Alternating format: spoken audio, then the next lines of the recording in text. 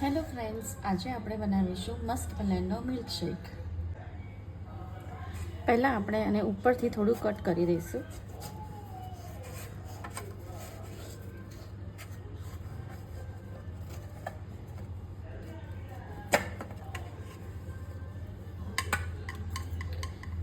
હવે એક ચમચીથી એના જે બિયા છે એ આપણે રિમૂવ કરી લઈશું.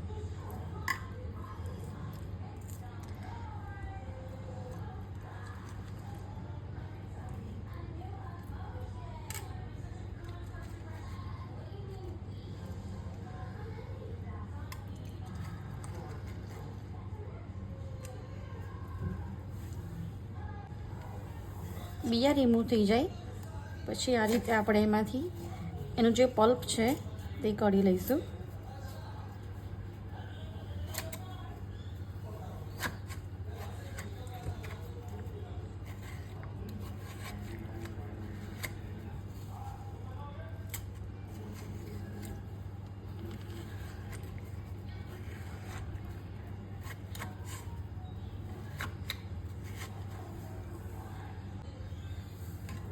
હવે આપણે એનું જે પલ્પ કાઢ્યું છે એને એક મિક્સી ગ્રાઇન્ડમાં કરી લઈશું.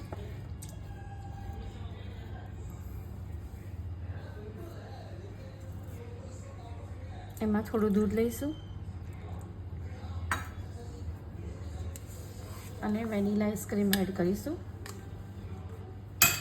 આ બધું જ મિશ્રણ આપણે ક્રશ કરી લઈશું.